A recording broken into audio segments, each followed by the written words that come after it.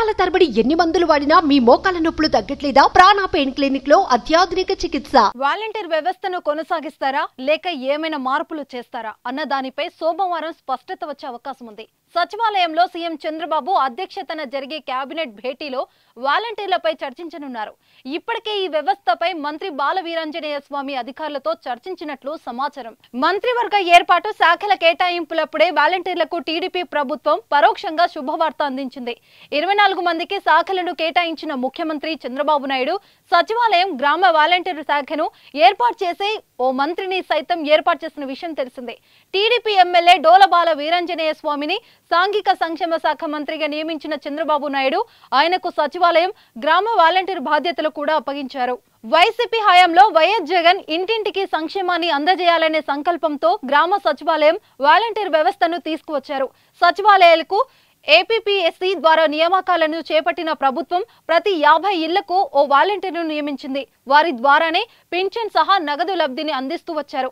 అయితే ఎన్నికల సమయంలో కోడ్ కారణంగా వాలంటీర్ల ద్వారా ప్రభుత్వ సంక్షేమం లబ్ధిని అందించేందుకు వీలు లేదని ఎన్నికల సంఘం స్పష్టం చేసింది. అలాగే ప్రచారానికి సైతం వారు దూరంగా ఉండాలని స్పష్టం చేసింది. దీంతో పలువురు వాలంటీర్లు తమ పదవులకు రాజీనామా చేశారు.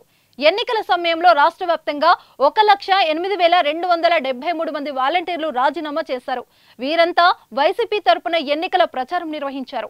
అయితే వైసీపీ ప్రభుత్వ హయాంలో వాలంటీర్లపై విమర్శలు గుప్పించిన టీడీపీ నేతలు ఎన్నికల ప్రచారం సమయంలో వాలంటీర్ వ్యవస్థకు తాము వ్యతిరేకం కాదని స్పష్టం చేశారు. అలాగే కూటమి అధికారంలోకి వస్తే 10,000 జీతంగా ఇస్తామని ప్రచారం చేశారు.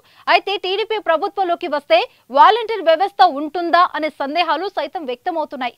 ఇలాంటి పరిస్థితిలో అధికారంలోకి వచ్చిన టీడీపీ వాలంటీర్ వ్యవస్థను కొనసాగిస్తామని స్పష్టం చేసింది. నేడు జరిగే కేబినెట్ భేటీలో వాలంటీర్ వ్యవస్థపై క్లారిటీతో పాటు వారు చేయబోయే విధులపై కూడా స్పష్టత వచ్చే అవకాశం ఉంది.